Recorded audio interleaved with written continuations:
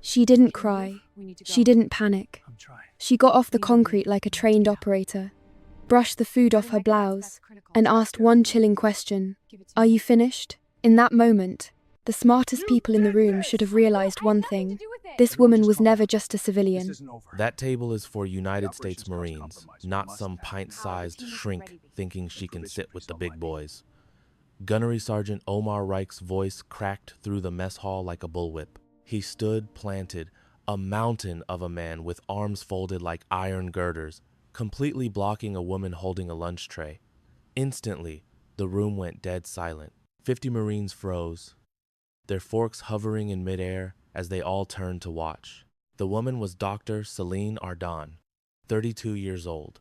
Her civilian contractor badge was pinned to a plain blue blouse.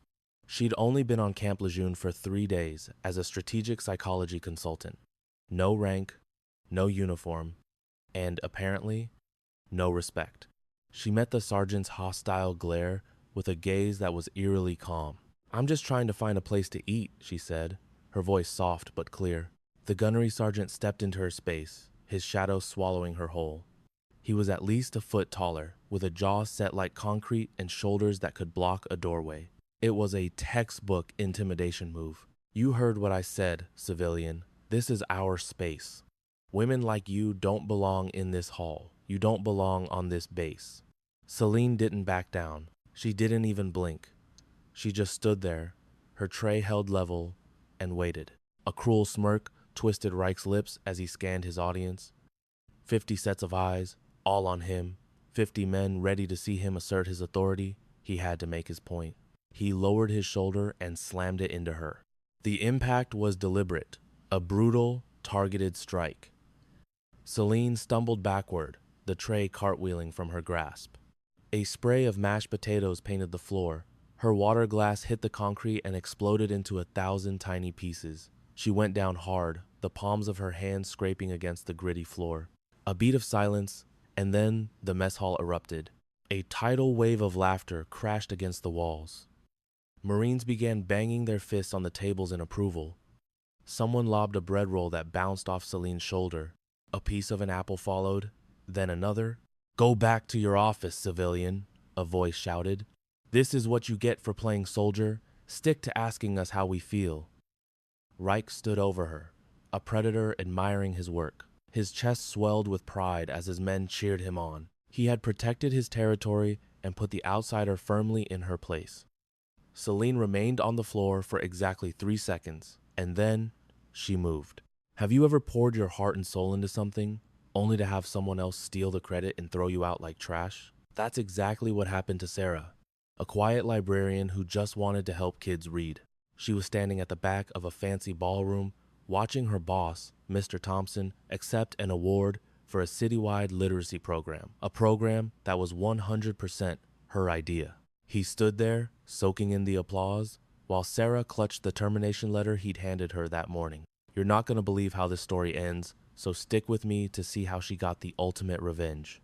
This wasn't just about a stolen idea for Sarah. This was personal. She had spent years developing the program, inspired by her little brother, Leo, who struggled with dyslexia.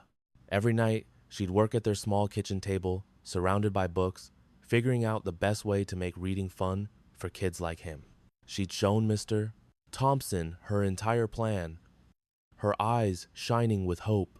He'd patted her on the shoulder and said, "It has potential, but it's not quite there yet." 2 months later, he was on that stage, presenting her potential idea as his own masterpiece. This was not the reaction he had anticipated. Civilians were supposed to be soft. They crumbled. They fled. They absolutely did not stand there and calmly ask if you were finished with your little tantrum. "What did you say to me?" He snarled, his voice low and dangerous. "I asked if you were done, because if you are, I'd like to try getting lunch again." The mess hall went quiet once more. This time, the silence was different. It was heavy, charged with an energy that no one could quite name. Reich struggled to regain the upper hand, forcing out a laugh. "Get a load of this one. The shrink thinks she's a tough girl." He turned to the other Marines, spreading his hands. "You hear that? She's still hungry." The laughter that followed was weak, uncertain. Rake got right in Seleni's face, his breath hot with the smell of stale coffee. Let me spell this out for you, sweetheart. You are a nobody here. You have no rank, no power, and you don't have the right to breathe the same air as these men. The only reason you're here is because some desk jockey in DC thinks we need our feelings checked. He stabbed a thick finger toward the exit. So take your notepad and your therapy sessions and get out of my mess hall before I physically remove you. Celine held his gaze for a long, quiet beat. And then she did the last thing anyone expected. She smiled. It wasn't a nervous smile. It was the calm, confident smile of someone holding all the cards. Understood, Gunnery Sergeant, she said, her voice perfectly even. I'll eat somewhere else. And with that, she turned and walked straight for the door. Her steps were steady and measured. Her posture was perfect. She never looked back. Reich watched her go, a victorious sneer spreading across his face as he raised his arms to the cheering room. And that, gentlemen, is how you deal with civilians. The mess hall exploded in applause. Men came over to clap him on the back. His authority had been challenged and re-established. But Lieutenant Mercer wasn't clapping. He was staring at the door Celine had just walked through, fixated on the way she moved. Heel to toe, a perfect center of gravity, arms relaxed but ready. Psychologists don't walk like that. Operators do. If you're wondering why a civilian who was just publicly assaulted and humiliated is smiling like she won, you are asking the exact right question. Go ahead and like this video, subscribe to our channel, and hit that thanks button if you want to support us. Because the truth about this woman is about to unravel everything you think you know. The next morning, Celine arrived at the Psychological Services building at 6:45 a.m., a full 15 minutes before anyone else. She slid her temporary key card through the reader, the light blinked green, and she stepped inside. The office was small and sterile, a gray desk, a metal filing cabinet, 2 chairs, and a window that overlooked the parade grounds where Marines were already starting their morning run. She set down her bag, pulled out a laptop, and got to work. Her fingers danced across the keyboard with an effortless speed. She wasn't answering emails. She was accessing a piece of software that had no place on a government contractor's machine. Lines of encrypted code cascaded down the screen server logs, data transfers, communication intercepts. She worked for precisely 7 minutes. Then she closed the program and opened a simple psychological evaluation template. By the time her first appointment arrived at 7:15 a.m., she looked exactly like the person on her ID badge. A calm, approachable therapist, here to talk about stress. The Marine was a young private first class named Danny Webb. He looked barely 20. He sank into the chair across from her, his knee bouncing nervously. I don't really know why I'm here, ma'am, he said.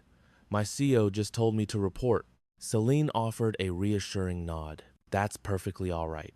Think of this as just a conversation, no pressure. For the next 45 minutes, she let him talk, guiding him with gentle, probing questions. She took careful notes. She was exceptionally good at this job, her insights were sharp, her empathy genuine. But a separate part of her mind was doing something else entirely. It was mapping the base's social network, charting the hidden lines of influence and power. Who deferred to whom? Who was respected? Who was feared? And sitting squarely in the middle of that complex web was Gunnery Sergeant Omar Reich. Webb mentioned him without any prompting. Gunny Reich is a legend here, the private said. 15 years in the Corps, 3 combat tours. Everyone looks up to him. Looks up to him, Celine echoed softly. Or is afraid of him. Webb's hesitation was only for a fraction of a second, but for Celine, it was a confirmation. A bit of both, I guess.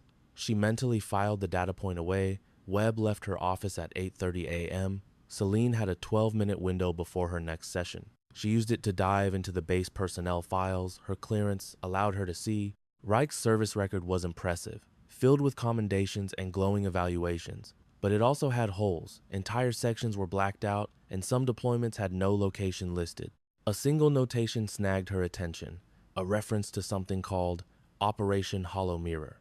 The file gave no details, only a date. 7 years ago. Celine stared at the name, her expression hardening. The hand resting on her mouse slowly clenched into a fist, her knuckles turning white. Then, just as her next appointment knocked, she took a steadying breath, smoothed her features, and put the mask of the friendly therapist back on. What do you do when an entire room turns against you? That was the question Celine faced when she walked into the mess hall, and 100 conversations died mid-sentence. Every single eye was on her. If you've ever been the outsider, you know the feeling. But what this crew didn't know was that they just picked a fight with the wrong person. Stay with me to see how this plays out. Ignoring the wall of stairs, she grabbed a tray, got her food, and aimed for an empty table. Before she could take 2 steps, a wall of Marines shot up, blocking her path. Sorry, one smirked, looking anything but. This table's taken. Celine just blinked, then looked to the next empty table. Another group stood up, this one, too, and then the next. Reserved. In less than a minute, she was stranded in the middle of the cafeteria, holding her tray with nowhere to sit. The message was loud and clear. Get out. Across the room, Gunnery Sergeant Reich watched the whole thing, leaning back with his arms crossed, a smug look on his face. He didn't have to lift a finger. His grunts were doing the dirty work for him. Celine took a slow look around the room, meeting 50 pairs of hostile eyes. Then, she did something no one expected. She calmly walked to a narrow ledge under a window, set her tray down, and began to eat while standing. She didn't rush, she didn't look ashamed. She just ate her lunch, cool as a cucumber, like this was exactly what she'd planned to do. From his table, a young lieutenant named Mercer watched, not joining in, but not helping either. He couldn't help but be impressed. She finished her entire meal, dropped off her tray, and walked out without giving Reich a single glance. And that, more than anything, got under the sergeant's skin. For the next 3 days, they treated her like she was radioactive. If Celine entered a room, people would suddenly have somewhere else to be. Her questions got clipped, one-word answers. Every file she requested was either lost, delayed, or sent to the wrong office. But she was documenting everything, every little insult, every obstacle, every passive-aggressive move. Her notebook was filling up with what looked like normal shorthand but was actually a complex personal code, tracking every move they made against her. On the 4th day, they went after her job. She arrived at her office, but her security badge wouldn't scan. System error, the guard at the gate said, not even trying to sound convincing. You'll have to get a new one issued. And how long might that take? She asked. He shrugged. Could be hours, could be days. Depends on how busy admin is.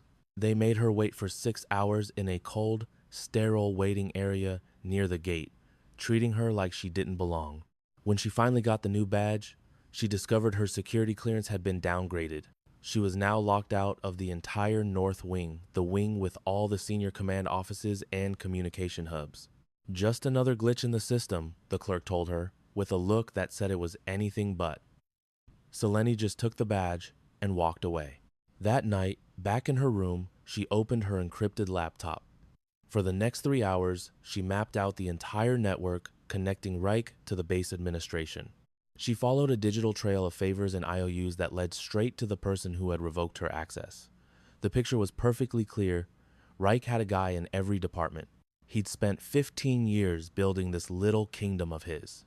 A quiet word from him could end a career. This man wasn't just a bully. He was the puppet master of the entire base, and he had decided Celine had to go. Then came day 6. The setup. Celine was in the middle of her work when 2 military police officers showed up at her door. Dr. Arden, we need you to come with us. Can I ask what this is about? A report was made, one of them said. Contraband was found in your quarters. She didn't resist or argue. She just saved her file, closed her laptop, and followed them. Her room was a disaster. The mattress was flipped, her clothes were thrown everywhere, and her personal belongings were scattered across the desk. And right on top of it all, sitting in plain sight, was a little plastic bag with 3 pills inside. Controlled substance, the officer stated. Care to explain these? Celine looked at the baggie, her expression unreadable. They're not mine. They were in your room, ma'am. I understand, she replied, her voice steady, but they are not mine. The 2 MPs exchanged a look. They were probably expecting tears or panic denials. What they got instead was unshakable calm. It was almost spooky. "You'll need to come with us for questioning." Of course. She then spent 4 hours in a bare interrogation room while they hammered her with the same questions again and again, trying to catch her in a lie. But her story never changed. Her composure was flawless. Finally, a new face walked in, an intelligence officer with the cold, sharp eyes of a man who sees everything. "Major Isaac Vaughn," he said, sitting down across from her. He just watched her for a full minute. "Dr. Ardon, your personnel file is interesting." "Is it?" she said. "Most civilian contractors have a very straightforward history. You know, schools, jobs, the usual. Yours has more holes than Swiss cheese." "My previous work was sensitive," she said simply. "I'm bound by non-disclosure agreements." "That's what the paperwork says," he agreed, leaning in. "But when my people tried to verify a few things, we didn't just hit classified walls. We hit walls that shouldn't even be there for a simple psychology consultant." Celine met his stare. "I can't speak for your verification process, Major." "No, I guess you can't," he said, standing. He walked to the door, then paused. "The contraband charges are being dropped. Seems whoever planted the evidence wasn't very clever about it. I appreciate you clearing that up." "Don't thank me yet," he warned. "I still have a lot of questions about you, and I always get my answers." With that, he left. Celine sat there for another 10 minutes, her mind already recalibrating her entire plan. Vaughn was a complication, a smart player she hadn't fully anticipated. But every problem is also an opportunity. News that the charges were dropped hit the base like a shockwave. Reich was furious. "How?" he bellowed at his cronies, hidden away in the motor pool. "That was a perfect setup. I had 3 guys ready to swear they saw those pills in her bag." "The witnesses changed their story," one of his men said nervously. "Said they weren't so sure anymore." "Impossible," Reich snapped. "I handpicked those guys." "Well, someone got to them," the man answered. "Someone with more juice than you." Reich's face turned to stone. For years, he'd run this place like his personal fiefdom. The idea that someone else on this base had more power than him was unthinkable. "Find out who," he growled. "And find me another way to get rid of her." One of his men finally got the nerve to ask, "Sarge, why do you care so much about some civilian analyst? She's a nobody." Reich spun around, his eyes filled with rage. "Because," he said, his voice dangerously low, "after I embarrassed her in the mess hall, she looked at me, not like she was scared. She looked at me like I was a piece of gum on her shoe that she was going to scrape off later." He poked the man hard in the chest. "Nobody looks at me like that, ever. Especially not some paper pusher who has no business being here." The soldier gulped. "Understood, Sergeant. Good," Reich spat. "Now get out of here and turn up the heat. I want her gone by Friday." On day 7, they attacked her work itself. Suddenly, every single one of Celine's evaluation reports was rejected.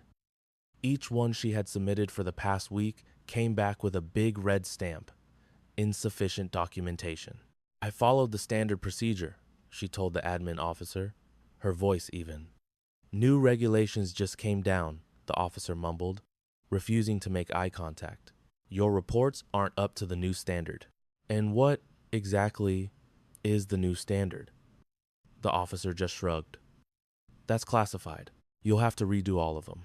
An entire week of painstaking work, gone, thanks to one little rubber stamp. Celine just gathered the rejection slips, her face a perfect mask, and headed back to her office to begin again. But a new surprise was waiting for her.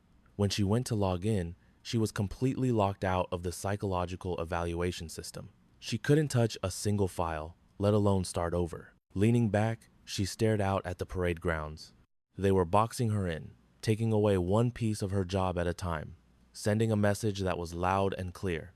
"Leave, or we will make you leave. What would you do if you were her? Let me know in the comments." Because her next move is something no one saw coming. Just then, a sharp rap on her door broke the silence. Lieutenant Mercer stood there, looking like he was having an internal battle about whether to even be there. "Dr. Ardon, can I talk to you for a second?" "Of course, Lieutenant. Please, come in," she offered.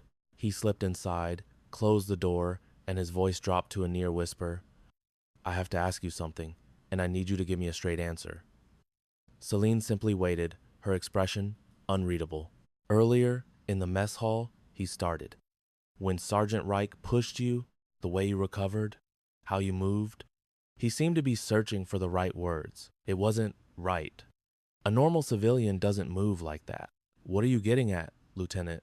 I'm not getting at anything, he said quickly. I'm asking a question. Who are you? For a long moment, Celine just watched him, this clever young officer with eyes that saw too much and questions that were becoming a problem. I'm exactly what my personnel file says I am, Lieutenant. A civilian psychological consultant. Right about that file, Mercer said, pulling out his phone. I was running a more in-depth background check on you. It's just routine for contractors. You want to know what I found? He showed her the screen. Emblazoned in bold red letters was a terrifying warning. Access denied. Classification: Red Omega. Cease attempt. Red Omega, Mercer breathed out, a mix of shock and confusion in his voice. I've been in the Army for 6 years. I've never even heard of a Red Omega clearance. I definitely haven't seen one assigned to a civilian therapist. Celine's gaze shifted from the phone to his pale face. Where were you when you ran this search? A secure terminal on the base? Yeah, I'm cleared for contractor verification. Well, now, she said, her voice dropping softly. You have a permanent black mark on your military record for attempting to view information you're not cleared for. The color drained from Mercer's face. What are you talking about? That warning isn't for me, Lieutenant. It's for you. It means that whoever watches over Red Omega assets now knows your name and that you've been digging. The young man looked like he might be sick right there on the floor, a possibility that had clearly never crossed his mind. Celine rose and went to the window, her back to him. Lieutenant Mercer, you seem like a good officer. You notice things, you think for yourself, and you're not afraid to question orders when they don't add up. She pivoted to face him again. Those are fantastic qualities. Don't let them ruin your career before it even has a chance to start. But I need you to hear this. I am not the enemy. I'm not here to cause trouble for anyone on this base. I am simply a woman with a job to do. And for the moment, that job requires me to be nothing more than what you see. Do you understand? Mercer could only stare, his head spinning. Nothing was making sense, but he felt the outline of a massive secret, something that made a bully like Sergeant Reich seem like a total non-issue. Reich, he mumbled, the name suddenly feeling pointless. This isn't about him at all, is it? You're here for something else. Celine's face didn't change. But for a split second, something dangerous flashed in her eyes. Goodbye, Lieutenant, she said, her tone final. I highly recommend you forget this conversation ever happened. And just like that, Mercer understood. The quiet little base therapist had a security clearance higher than a 4-star general. But what is she really doing on a secure military installation? Post your best guess down below, because the truth is going to blow your mind. Day 8 arrives, and the pressure cooker explodes. Celine is ordered to appear before an investigative board, accused of serious security breaches. The room they put her in is small and stuffy, with humming fluorescent lights that make everything look sickly. 3 officers sit behind a long table, Colonel Patricia Hendricks, flanked by Major Vaughn and Captain Rodriguez. Celine is alone at a small table facing them. No lawyer, no support, just her against the full weight of the military. Colonel Hendricks began reading from a thick file. Dr. Ardan, the charges are as follows. Unauthorized entry into restricted zones, removal of classified materials, and illegal duplication of sensitive personnel records. I've done none of those things, Colonel. We have signed statements from witnesses. Then your witnesses are either lying or they've made a mistake. Hendricks looked up, her eyes like chips of ice, sizing Celine up. That's a very bold claim, Doctor. Accusing me of being a spy with 0 physical proof is also a bold claim. Major Vaughn leaned forward. Our system logs show your keycard attempted to access the North Wing Comm Center 3 times last week. Attempted? Celine repeated.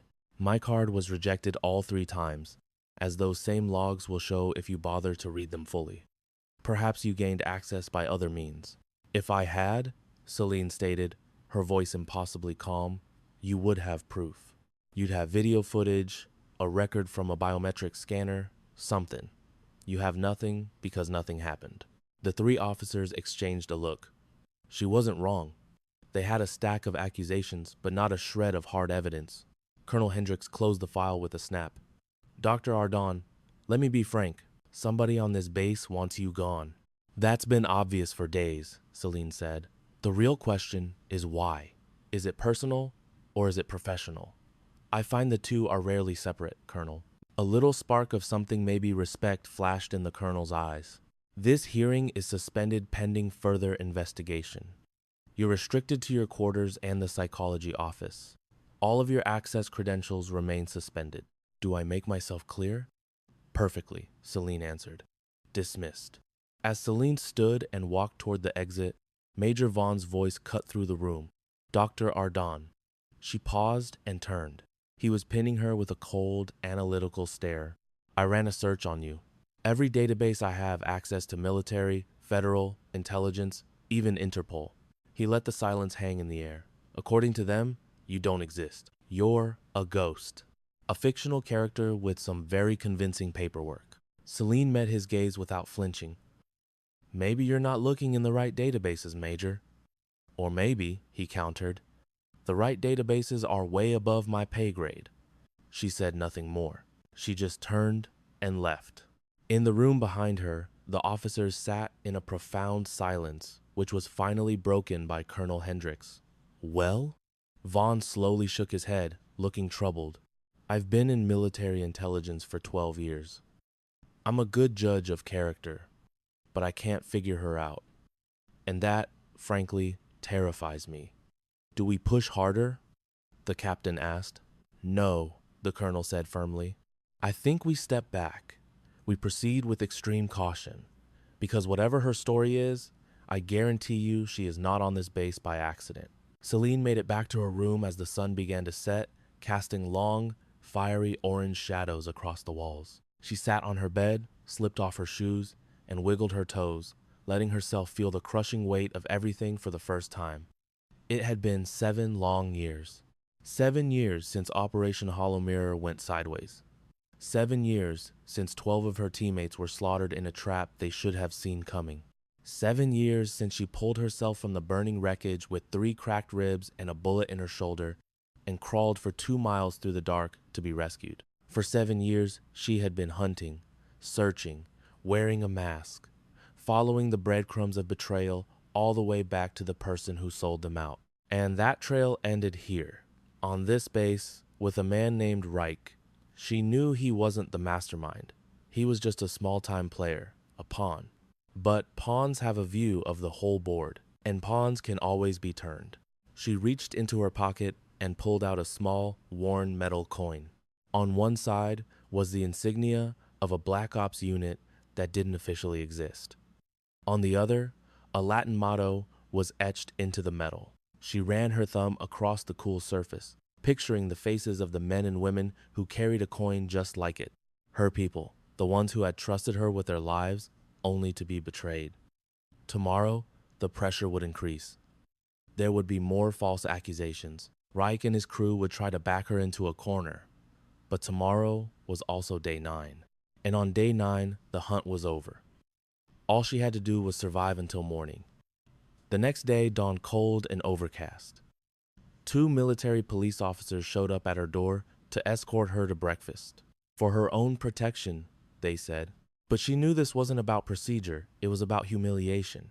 She walked the gauntlet between the 2 guards, chin up, eyes fixed, straight ahead. Every Marine in the mess hall paused, forks halfway to their mouths, to watch her pass. The whispers were like static in the air, just loud enough for her to catch the words. Heard she's a spy, probably selling secrets to the highest bidder. Guess Sergeant Reich was right all along. She grabbed a tray, found her usual spot against the far wall, and began to eat while standing. Not 10 minutes later, Reich swaggered in, a self-satisfied smirk stretching across his face. He made a beeline for her, Well, if it isn't our resident traitor, caught red-handed. Celine didn't give him a glance. She just kept eating.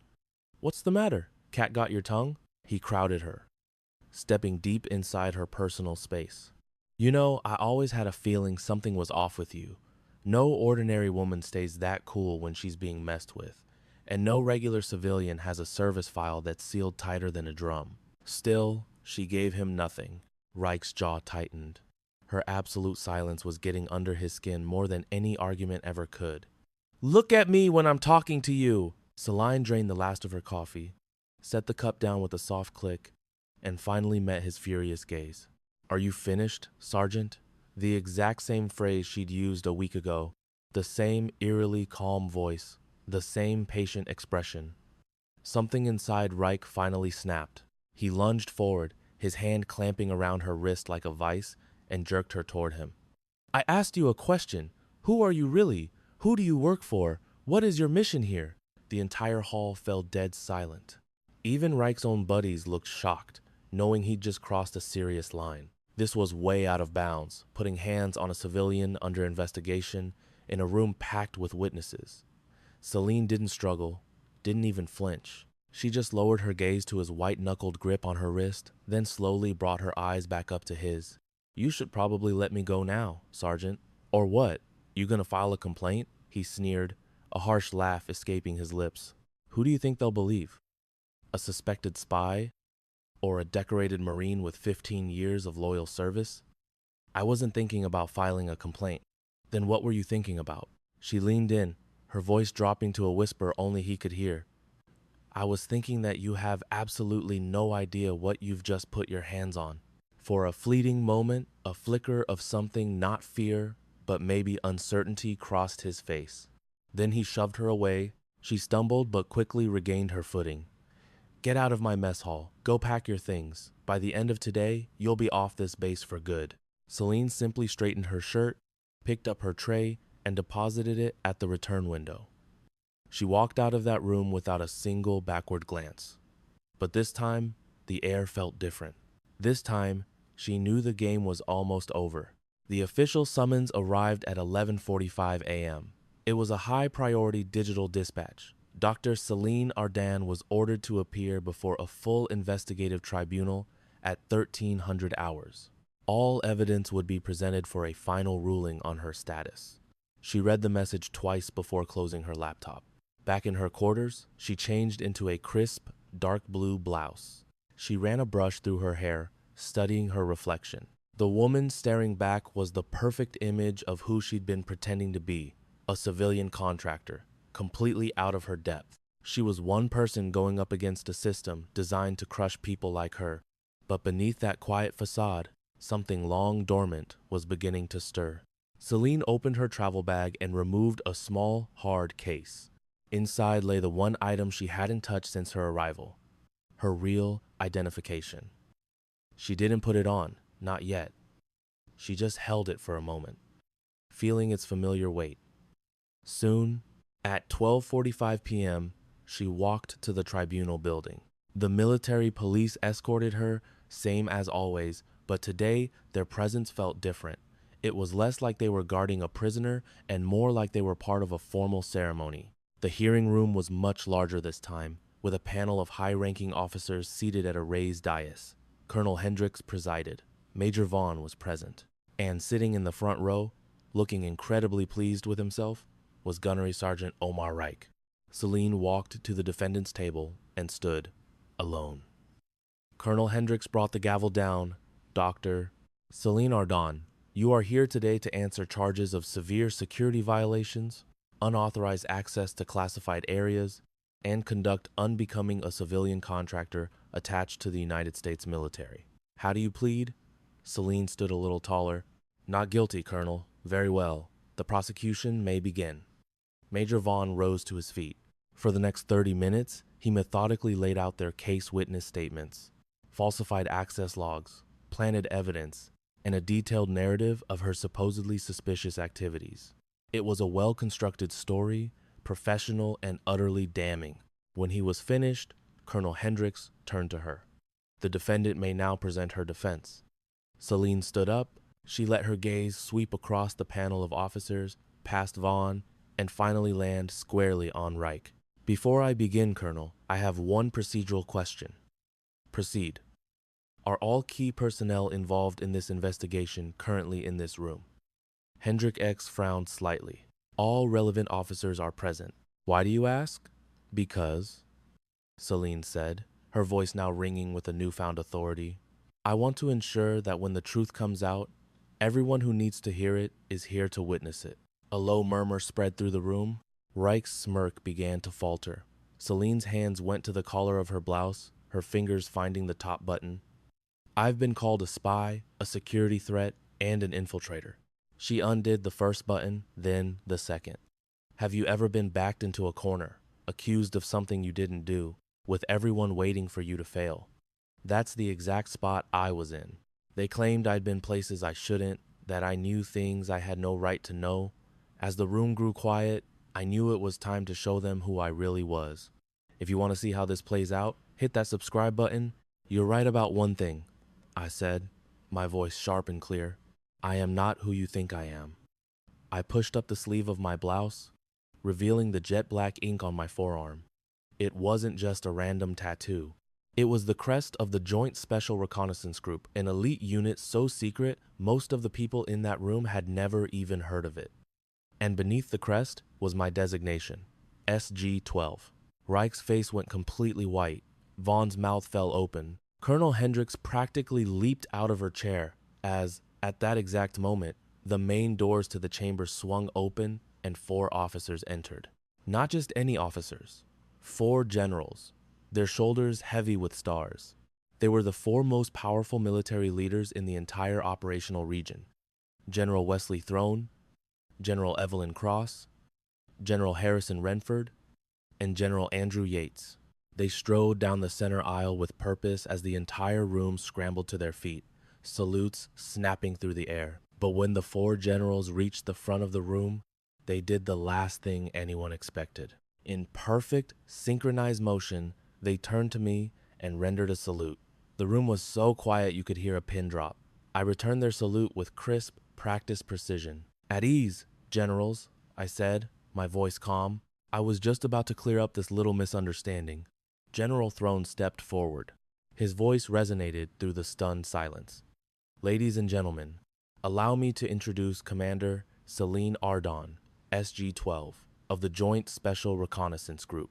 Her security clearance is Red Omega, the highest level of classification in our nation's military.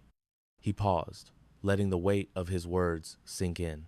To be perfectly clear, every single person in this room, myself included, answers to her. Reich looked like he might actually collapse. The color had drained from his face, leaving it a pasty gray, and his hands were trembling. Colonel Hendricks finally managed to speak. Commander, my apologies. We had no idea. The charges against you, they were fabricated. Yes, I said, finishing her thought, by someone in this very room who had an excellent reason for wanting me gone. My eyes locked on Reich, someone who was foolish enough to think their every move wasn't being documented, that every secret phone call wasn't being recorded, that every loose thread of their treasonous conspiracy wasn't being followed directly back to its source. Reich stumbled back a step, shaking his head in disbelief.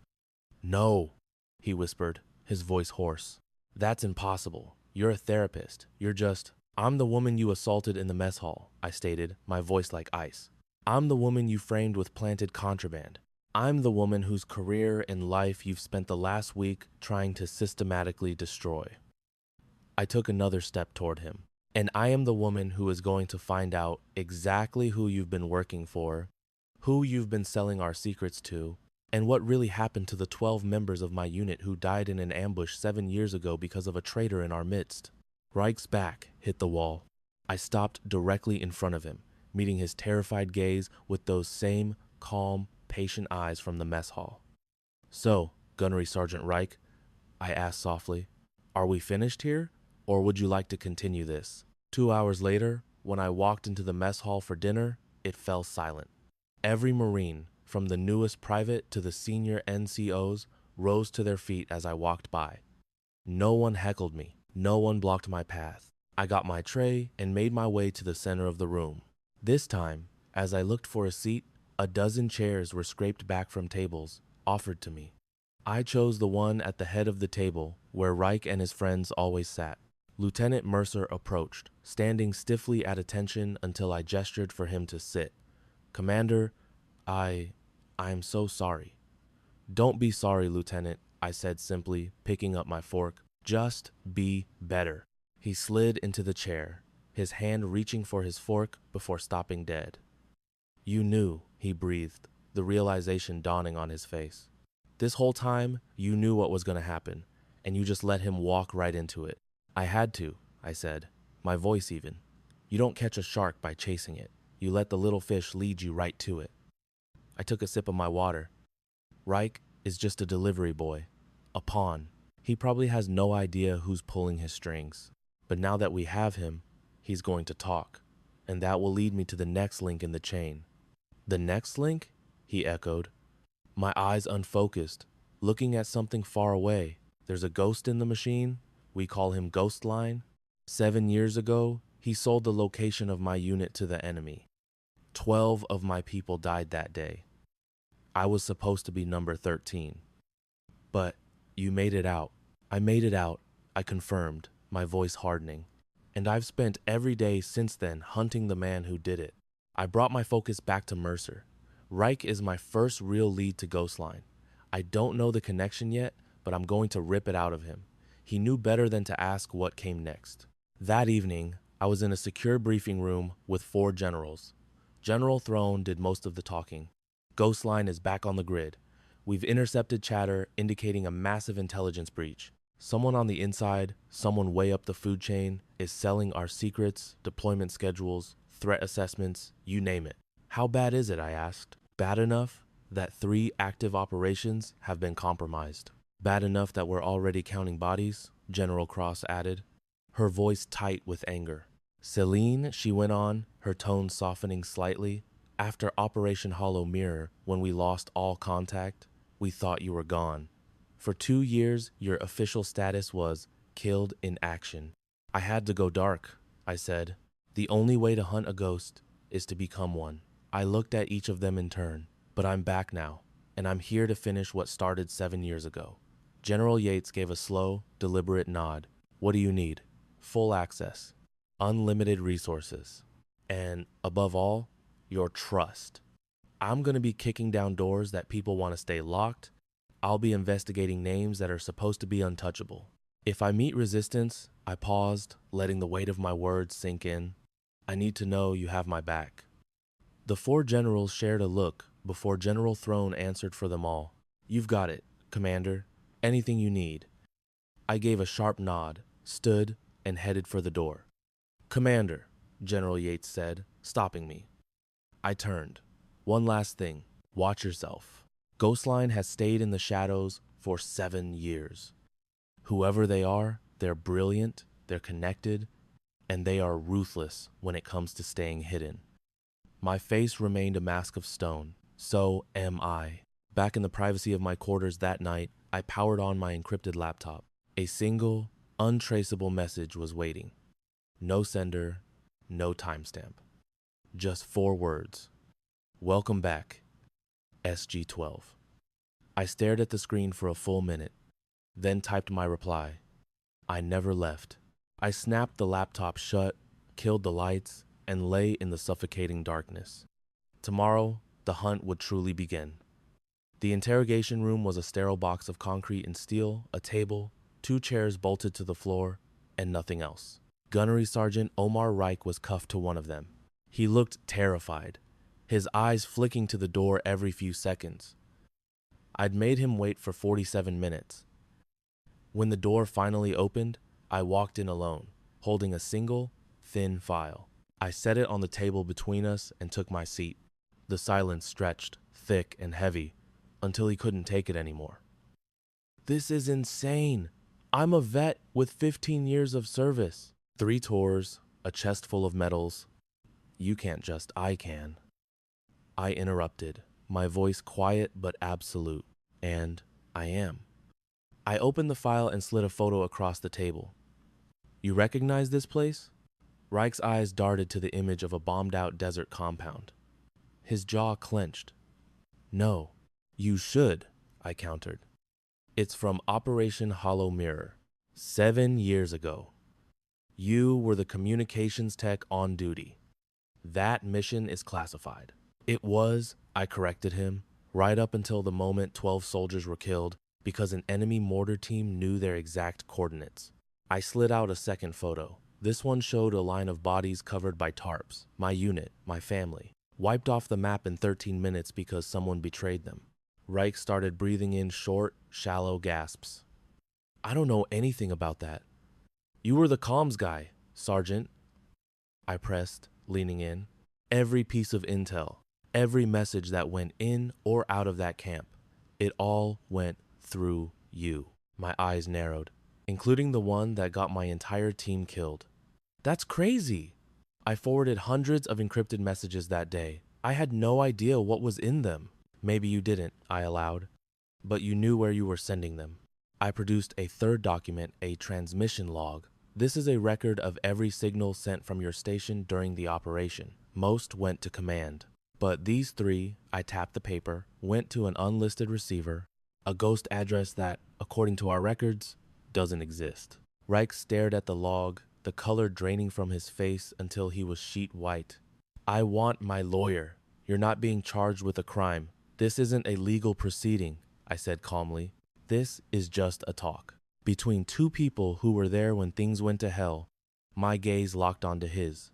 The difference is, one of us lost everything that night. The other walked away and built a career on the graves of patriots. I never betrayed anyone, he yelled, his voice cracking. Then explain those transmissions. I can't or won't. Reich's cuffed hands balled into fists, rattling on the steel table. You have no idea, he pleaded. There are people involved. Powerful people. If I say anything, I'm dead. My family is dead. Everybody I care about is gone. I leaned back, observing him like a scientist studying a specimen. You're already a dead man, Sergeant. You became a loose end the second you hit send. The only question left is whether you go down as a traitor or as a man who finally did the right thing. I closed the file. Help me find the person who gave you the order. Help me find Ghostline, and I will move heaven and earth to keep you safe. Tears started to stream down Reich's face. You can't protect me from them. For 7 years, I've hunted shadows in the dark, I said, my voice as hard and cold as iron. I've buried my friends. This mission is all I have left. I leaned in close, my voice dropping to a whisper. Try me. The silence in the room was a crushing weight. 10 seconds felt like an hour. 20. Finally, Reich shattered. I don't know who Ghostline is. I swear to God, I just know the orders came from someone with stars on their collar. Someone so high up they could make problems just disappear. A general? He swallowed hard, the sound loud in the dead quiet room. Had to be.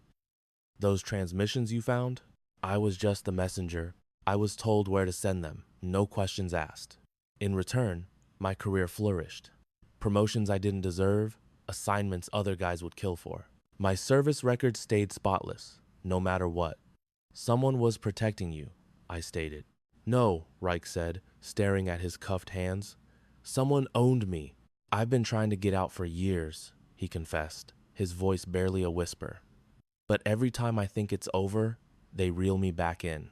A coded message, a favor they need, a casual reminder that they know where my sister works and which bus my nephew takes to school. It was a classic handler's playbook, textbook stuff. Keep your asset terrified, keep them dependent, and never, ever let them know enough to be a real danger to you. These recent messages you've been passing, who gets them? I don't know, he said, shaking his head frantically. It's a dead drop system. I leave the intel, and it disappears. I never see who picks it up. But someone here on this base gives you the intel to pass. Reich hesitated, then gave a tiny, almost imperceptible nod. Who? He looked around the empty room, as if the walls themselves were listening, as if speaking the name would sign his death warrant. It's one of them, he breathed, his voice trembling with fear. One of the generals. A bolt of ice shot through Celine's veins. Which one? I don't know. They're a ghost. But the clearance codes on the intel, only a flag officer would have that kind of access. The horrible reality crashed down on her. One of the 4 generals who had just pledged their unconditional support was Ghostline. One of the very people she was relying on for this mission was the monster responsible for slaughtering her team. Celine rose from her chair, her body feeling stiff and heavy. She walked to the door and paused with her hand on the handle. Thank you for your cooperation, Sergeant. It's been noted. Wait, Reich cried out, his voice raw with desperation. What's going to happen to me? She didn't turn around. That is entirely up to you. The secure briefing room was empty when Celine walked in. She had called the meeting herself. Just the 4 generals. No staff, no recording devices. She had 1 hour to unmask a traitor. General Throne was the first to arrive, followed by Cross, then Renford, and finally Yates. They took their seats around the large, polished table, 4 of the most powerful leaders in the military. 4 people who, by rights, answered to her. And one of them was a snake. Celine stood at the head of the table. In front of her lay the file from Reich's interrogation and the evidence she had spent 7 agonizing years collecting. Thank you all for coming, she began, her voice calm and steady. Let's get right to it. What is the meaning of this, Commander? General Renford demanded, his leathery face set in a scowl. As the most senior officer, his patience was thin. This is about Operation Hollow Mirror, Celine replied, her eyes scanning each of the 4 generals for any hint of recognition. To be precise, it's about the catastrophic intel leak that wiped out my entire unit. General Cross shifted in his seat. Celine, we've been over this. The official inquiries all concluded that every investigation was a cover-up. Celine shot back, flipping open a folder. I have dedicated the last 7 years of my life to finding the source of that leak. She retrieved a document, and now I have proof. She pushed the sheet of paper down the long conference table. Encrypted communication logs, precise timestamps, and routing codes. These are top-secret transmissions sent from this very command center, laundered through a chain of ghost servers, and delivered directly to a foreign power, she stated, letting the weight of her words fill the room. And one of you in this room gave the authorization. The silence was deafening. General Throne was the first to break it. Commander, these are monumental accusations. You have more than just server logs, I hope? I have a witness, she said simply. Gunnery Sergeant Reich has decided to cooperate. He was the courier for these messages for years. He also confirmed his handler used clearance codes exclusive to the general staff. 4 men, 4 different reactions. Throne looked deeply troubled. Cross appeared sick to his stomach. Renford was radiating pure fury. And Yates, General Yates, looked completely composed, far too composed. Celine fixed her gaze on him. General Andrew Yates, 54 years old. His file was a masterclass in intelligence work spanning 3 decades of decorated service. General Yates, you were the primary intelligence liaison for Hollow Mirror. You had direct access to our exact coordinates. So did 50 other people, Yates countered, his voice smooth as silk, including General Throne and General Cross sitting right here. But you were the one who designed the communications protocol we used. You handpicked Sergeant Reich for that assignment. He was the best man for the job. He was a compromised asset, she retorted, and you knew it. The temperature in the room plummeted. Yates met her stare without a flinch. Commander Ardon, you've endured an unimaginable trauma, losing your people like that. That kind of tragedy can cloud a person's judgment. It can make them connect dots that aren't really there. Is that your professional analysis, General? It's an observation, he replied coolly, based on decades of watching good soldiers crack under the immense pressure of survivor's guilt. Celine didn't so much as blink. I'm not cracked, General. I'm focused. She produced another document from her folder.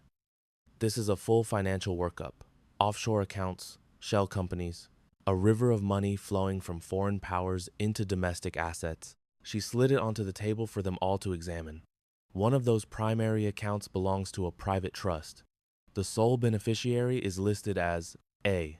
Yates Jr., your son, General. For the briefest of moments, the perfect mask slipped. A muscle in Yates's jaw twitched. His eyes flashed with something icy and dangerous. The polished veneer was gone. That's circumstantial evidence, at best. Anybody could have done what, General? Celine pushed. Secretly create a trust fund in your son's name and start funneling spy money into it? Celine shook her head, her voice low and certain. You're the mole we've codenamed Ghostline. You've been selling out your country for at least a decade. And 7 years ago, you sold the location of my team to the enemy that slaughtered them. Yates glanced at the other generals, then at Celine, then toward the door, as if weighing his options. You're clever, he finally said. His voice had changed entirely. The calm statesman was gone, replaced by something hard and cold. Just as clever as your father was, maybe even more so. Celine froze solid. My father? Oh, yes. He put the pieces together too. About 20 years ago, got a little too close to the truth for his own good. Yates offered a smile that was utterly devoid of warmth. A tragic car accident. Such a shame. And, so, is convenient. The words struck Selene with the force of a physical blow. Her dad had died when she was just 12. His car went off a mountain road. They said there were no witnesses, no clear cause. It wasn't an accident. It was never an accident. You killed him. You had him murdered. What difference does it make now? Yates asked as he slowly rose to his feet. What matters is that you've repeated his mistake. You came in here by yourself. You actually believed a folder full of papers would be enough to stop me. He reached inside his uniform jacket. It's never enough. His hand emerged clutching a small, black detonator. This entire room is wired. Has been for years. A little insurance policy for a rainy day. His thumb hovered over the trigger. In approximately 30 seconds, there's going to be another terrible accident. A gas main explosion. 4 decorated generals and 1 overzealous commander. All lost in the line of duty. General Throne shot to his feet. Andrew, don't do this. I can. I have. And I will again. Yates sneered, inching toward the exit. The organization I represent is bigger than you can possibly fathom. Killing me changes nothing. It will only make them angry. Celine's mind was a whirlwind of calculations, angles, and timing. She had maybe 3 seconds to act. General Cross, she said, her voice a low, urgent command. The vent cover behind you. Now. Cross didn't hesitate. She spun on her heel and kicked the metal panel clean off the wall. In that exact same instant, Celine made her move. She snatched the heavy briefing folder off the table and hurled it like a frisbee straight at Yates's head. The goal wasn't to injure him, just to break his focus. His thumb reflexively mashed the button on the detonator. Nothing. He stared at the device in disbelief and pressed it again. Still nothing. Celine allowed herself a grim smile. I found your little party favors last night, she explained. Disabled them before breakfast. My own insurance policy. Yates's face contorted into a mask of pure, unadulterated rage. He dropped the useless detonator, his hand instinctively going for the sidearm holstered at his hip. But Selene was a blur of motion. She closed the 10-foot gap in 2 long strides, clamping down on his wrist before the weapon even cleared leather. With a sharp twist that targeted the joint, she sent the pistol clattering to the floor. Yates threw a vicious elbow at her temple, but she was already ducking under it, driving her shoulder hard into his midsection. They crashed against the far wall. He was bigger, he was stronger, but she had spent 7 years preparing for this exact fight. She hooked his ankle, swept his legs out from under him, and he hit the ground with a heavy thud. Before he could even process what had happened, she was on him, wrenching his arm behind his back, her knee planted firmly in the center of his spine. Andrew Yates, she said, her voice as steady as steel, you are under arrest for high treason, espionage, and conspiracy to commit murder. You have the right to remain silent. Anything you say can and will be used against you in a court of law. The doors burst open as a team of military police stormed the room. And right behind them, his face pale but resolute, was Gunnery Sergeant Reich. He hadn't run. He'd kept his word. Secure the prisoner, Celine commanded, getting to her feet and stepping back. As the MPs yanked Yates up and slapped cuffs on his wrists, he was still spewing venom. "This changes nothing. Ghostline isn't one man, it's a web. You cut off one head, 2 more will grow in its place." He cackled, a wild, cornered look in his eyes. "You think this is a victory? You've just declared a war you have absolutely no chance of winning." Celine walked straight up to him, getting so close she could feel the heat of his hatred. "Then I'll win it," she said, her voice barely a whisper. "One head at a time." She gave a slight nod to the MPs. "Get him out of my sight." They hauled him away, his threats echoing down the corridor until a heavy door slammed shut, silencing him for good. In the ringing quiet that followed, General Throne approached Celine. "Commander, that was. I'm at a loss for words." "You don't need any, General," she said. "What I need is your authorization." Yates was right about one thing. This is only the beginning. Imagine this. You've been pushed to the brink, your career hanging by a thread, all because you accused a national hero of being a traitor. They called her obsessed, but she was right. And this is how she proved it. If you've ever believed in fighting for the underdog, you need to see how this ends. As the MPs dragged the traitor away, Celine turned to Sergeant Reich, the very man who had assaulted her just 9 days ago. He lingered nervously by the doorway. "You came back," she observed. "Yes, Commander," he mumbled, avoiding her eyes. "Why?" It took a moment for Reich to find his voice. "Because you were right, and if I ran, I'd be no better than him." Celine saw him then, not as the bully who'd shoved her, but as a pawn in a deadly game he never even knew he was a part of. "Your cooperation will be noted in my official report," she told him. "I'll advocate for leniency, but after that, it's out of my hands." He started to thank her, but she held up a hand. "Don't thank me. The real fight is just getting started." The following 72 hours were a whirlwind of controlled chaos. The news of Yates's arrest sent shockwaves through the highest levels of command. Investigators descended on his life, pulling apart his files, his encrypted messages, and his entire network of contacts. The truth they uncovered was more horrifying than anyone could have imagined.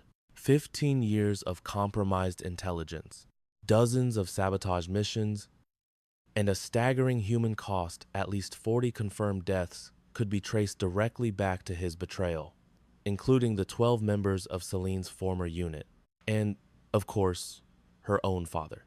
The investigation exploded, growing bigger by the hour as more traitors were flushed out from the shadows. Some made a run for it, most were caught. A handful, like Reich, saw the writing on the wall and chose to cooperate to save their own necks. Reich's testimony turned out to be a treasure trove, leading to the discovery of 3 more spy rings embedded deep within the military infrastructure. He gave them everything: names, drop-off locations, and secret code phrases. He was still facing a court-martial, there was no escaping that, but his full cooperation was definitely going to count for something. By the 4th day, the real reforms began. A furious Colonel Riss spearheaded a complete overhaul of security protocols, instituting tougher background checks and even an anonymous whistleblower hotline, all to ensure a disaster like this could never, ever happen again. Model. General Throne launched a full-scale investigation into every mission Yates had ever been involved with, hunting for any other hint of his treachery. At the same time, General Cross personally assembled a new counterintelligence team. A hunter-killer unit with one single purpose: to find and eliminate the last remnants of Yates's network. The entire mood on the base changed overnight. The petty squabbles and office politics evaporated, replaced by a grim, unified purpose. The realization that a wolf had been living among them was a harsh wake-up call for everyone. On the 5th day, Selene entered the mess hall for the final time. The moment she walked through the door, the entire room fell completely silent. But this silence wasn't filled with animosity. It was filled with respect. Every single soldier in that hall, from the newest recruit to the most senior officer, rose to their feet. Celine walked to the dead center of the room, to the very spot where Reich had shoved her to the ground just 10 days earlier. She scanned the faces watching her, all of them now standing at attention for the woman they had once dismissed as weak. "At ease," she said, her voice quiet but firm. As they took their seats, their eyes remained locked on her. Most of you didn't know the real me, she started. You only knew the persona, the civilian therapist who never seemed to belong. But that was just a role I had to play. That person was a means to an end, she went on, her voice ringing with clarity and strength. I needed to get inside. I needed to buy time.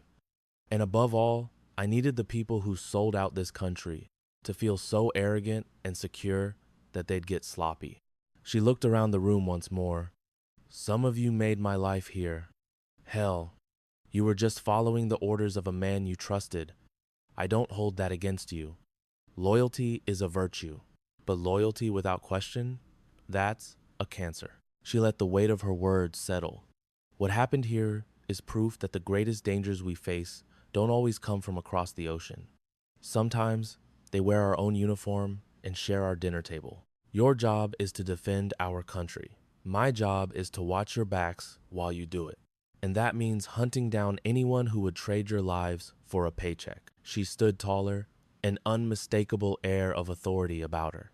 You won't always see me. You might not even realize I'm around. But I am always out there on the hunt. And if anyone ever puts this base in danger again, she let the threat hang in the air, unspoken. She didn't need to finish it. If this story about justice hits home for you, pass it along to a friend who needs to be reminded that the truth always finds a way. And make sure you stick around, because the search for Hollow Mirror is only getting started. That evening, Celine met with General Cross in a shielded briefing room. The general looked like she'd been through a war, as if she had aged a decade in a matter of days. But her eyes had a new steel in them. Commander, she began, I owe you an apology. For what, General? For being blind. Yates and I worked side by side for 15 years. I would have staked my life on that man's loyalty. She shook her head, her face a mask of disgust, and the entire time he was a snake. He was good at hiding it, Celine offered. It's the only way he survived this long. That's no excuse. I should have seen something, Cross insisted, her gaze finally meeting Celine's. But you did. With all his rank, all his connections, you were the one who nailed him. How? Celine considered the question for a moment. I stopped looking for evidence and started looking for a pattern of behavior. Yates was obsessed with covering his tracks, but he couldn't hide his own nature, she elaborated. His ego, his unshakable belief that he was the most intelligent person in any given situation, that was his fatal flaw. She paused. Guys like that always look down on their opponents. They convince themselves they're bulletproof, and eventually, that very arrogance becomes their greatest vulnerability. And what's the next move? Cross asked. Now, Celine said, we follow the trail he left behind. Every secret contact, every laundered payment, buried somewhere in that mess, we'll find the next link in his chain. Cross nodded, then gestured to a large monitor on the wall. There's something you should see. An image flashed onto the screen. A highly classified file. Project name, Hollow Mirror, Phase 2. We pulled this from one of Yates's encrypted hard drives. It took our top analysts days to break through the security. As Celine skimmed the summary, a chill ran down her spine. Hollow Mirror wasn't just a single-trader spy operation. It was a sprawling, long-game operation designed to place assets at the highest echelons of the military. Phase 2, she breathed. It's something else. Something that hasn't kicked off yet. What is it? Celine asked, her voice tight. We're not sure. The file is mostly call signs, map coordinates, and a timer. Cross highlighted a specific line of code. But we do know this.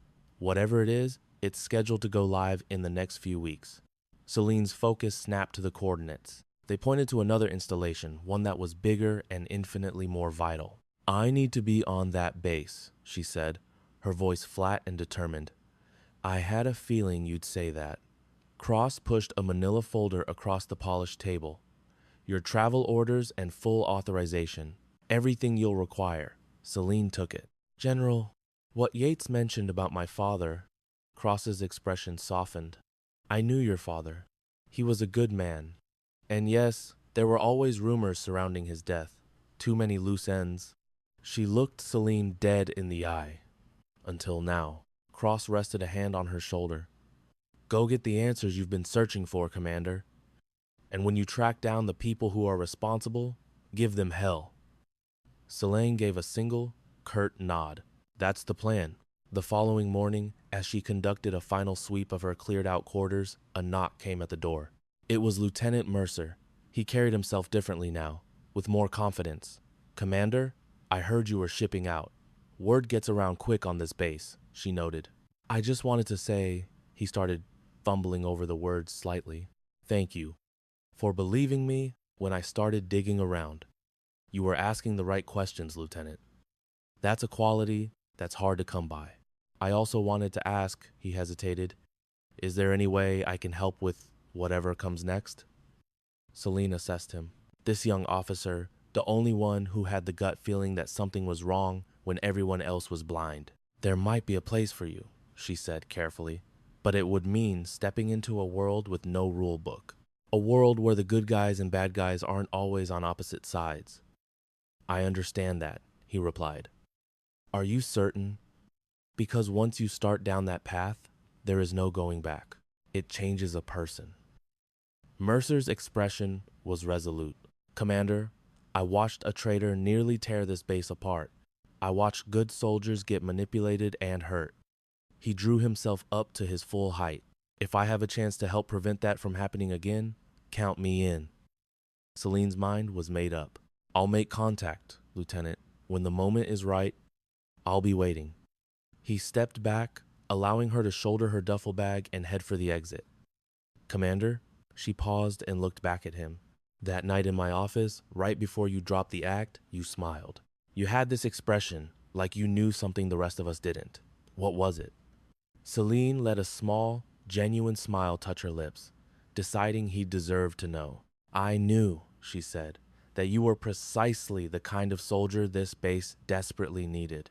Someone who still believed in chasing what's right, even when it was the harder choice." She met his gaze directly.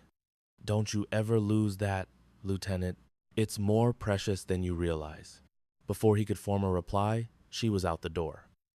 At the front gate, a tactical vehicle was idling. Selene paused for a second, glancing back at the base that had been her proving ground for the last 11 days. So much was finished.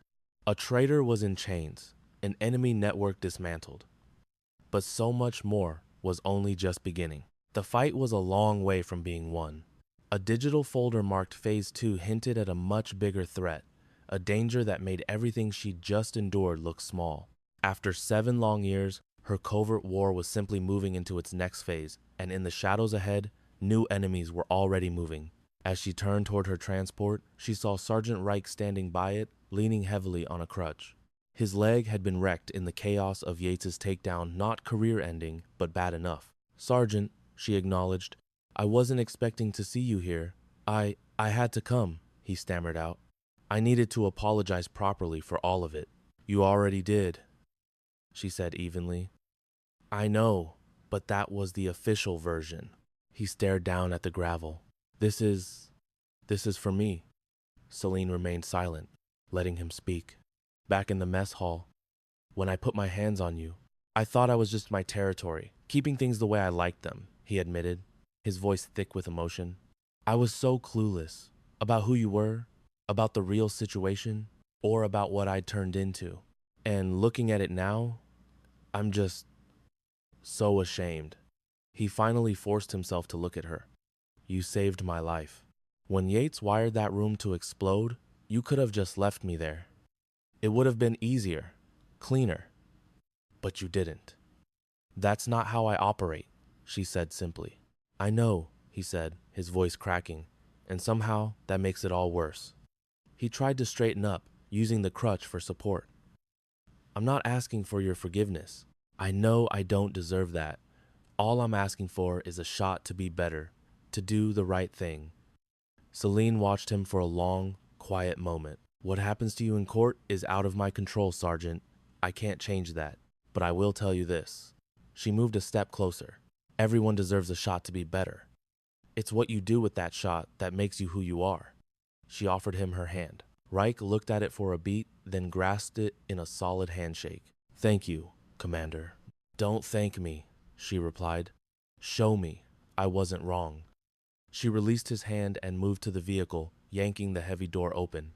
"Commander!" Rake called out one final time, and she paused in the doorway. "Whoever this ghost line is, whoever is running this whole show, when you find them." Yes, he locked eyes with her. For a day, Sarah felt completely broken. Then, something inside her snapped. She wasn't going to let him get away with it. Using the one thing she was best at research, she started digging. She spent hours in online archives, her fingers flying across the keyboard. It didn't take long to find a small surprise. A local newspaper article from 5 years ago mentioned Mr. Thompson launching a groundbreaking project at his previous job. A few more clicks revealed the truth. That project was credited to a junior employee who had been mysteriously laid off just a week before the announcement. It was a pattern. The next surprise was even better. She found an old, forgotten online forum for former employees of the companies Thompson had worked for. There were stories, so many stories, just like hers. People he had cheated and discarded. As she shared her own experience, a private message popped up. It was from a guy named Ben, a tech wizard who Thompson had fired years ago for insubordination. Ben had been waiting for a chance to expose him. He wrote, "He didn't just steal my code, he tried to ruin my career. I've got the skills if you've got the courage. Let's dig deeper." Together, they were a force. Ben bypassed the library's security systems while Sarah directed him, telling him exactly what files to look for. And then they found it, the big reveal. Thompson wasn't just stealing ideas for the glory, he was stealing money.